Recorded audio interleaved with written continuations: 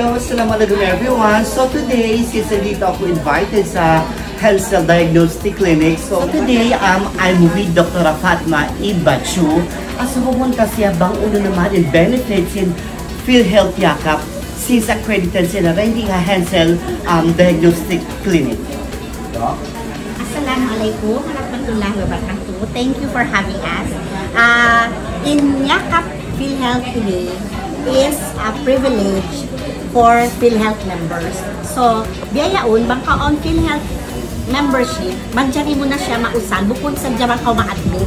Bangkaw masakit, as outpatient consultation, manjari mo siya ma-use. But what you need to do, suway ka mag-register pa PhilHealth Yakap Clinic, diya si Hensel, para makawa mo in libre consultation, libre huwat, iban selected laboratory test, bangkaw, aun ka na naman. Minsan kaway ka na naman, way kaw sakit. So, way kaw magpa-check up, magkaingatan, bangkaw, aun high blood, bangkaw diabetes. And then, everybody, basta kaw Pilipino, mandyan ikaw mag-register. So, welcome. So, makalasahan, another na naman na doktora ang tatanungin natin regarding sa mga kung sino ang pwedeng mag-register sa PhilHealth Yakap. So, I'm with Doc Cass. Tanungin natin siya. So, Doc, sino ang mga pwedeng mag-member or mag-register sa PhilHealth Yakap?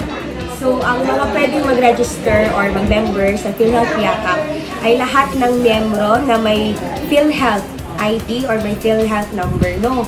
And hindi lang sila yung pwede. Pwede rin lahat ng dependents nila. Meaning mo, for example, isa kang tatay, isa kang nanay, tapos may PhilHealth ka sarili mo, tapos may mga anak ka. So, from 0 to 60 years old, pwede ka maging member kahit wala kang PhilHealth kung ang tatay or nanay mo is dependent. Pwede din yung, for example, ikaw, working class ka, nagtatrabaho ka na may PhilHealth, tapos meron kang anak, single mother ka, pwede ka din mag-register yung anak mo. So, from baby to 6 years old, pwede sila lahat.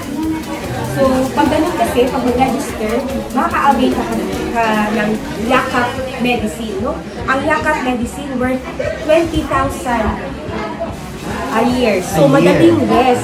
So, magandang, malaking tulong siya sa mga maintenance or mga biglang sakit. So, makakaroon ka ng opportunity para maka-avail ng gamot nito. Doc, last tanong ko, wala ba silang babayaran kahit di piso?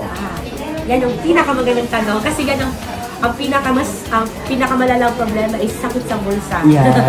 So, ang Yakap Clinic is free medicines, free laboratories, pero selected medicines and laboratories. And then, pag may PhilHealth ID ka lang, active ka man or hindi, nabayaran man or hindi, basta may PhilHealth number ka lang, pwede ka mag-register dito at ma-avail yung mga gamot and laboratories. Okay. So today, I'm with Dr. Adam. So ngayon, tatanungin natin si Doc kung ano yung 3 steps the way para maka-avail ng 20,000 yearly na gamot from PhilHealth Yakap. So ngayon, tanungin natin si Doc. So Doc, ano kaya yun ang 3 steps para ma-avail ng mga tao ang 20,000 na yearly na gamot? Thank you, Miss Ligaya. I really appreciate you coming here to our new clinic. So, para po sa lahat ng nanonood ngayon, there are 3 easy steps on how to register to our PhilHealth Yakap program. First is, pumunta lang po kayo sa accredited na Yakap program na clinic, like Hensel Diagnostic Medical Clinic. Dalhin nyo lamang po yung PhilHealth card nyo, or if memorize nyo naman yung PhilHealth number nyo, it will do. You can do it via face-to-face or via online through eGov application. Yun po yung first step, no? Second step po natin is kailangan magpakonsulta po kayo with a Yakap accredited physician like yours truly. So, pumunta po kayo sa accredited na Yakap doctor. And third step, pag nakita na kayo through consultation is bibigyan po kayo ng reseta para sa gamot at saka bibigyan din kayo ng request for laboratory kapag naman indicated. So, bali po, each member po sa atin, we are entitled to 20,000 pesos worth of medication sa ating mga accredited Yakap pharmacy.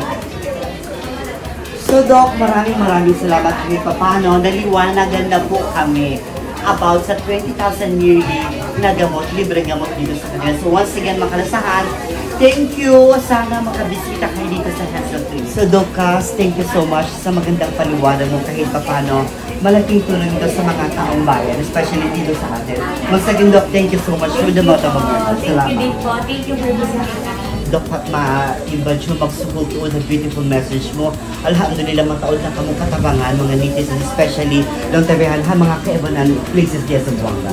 Dok, thank you so much talaga. Alhamdulillah. Thank you. Once again, nagsuko makaangki sa sambiyan.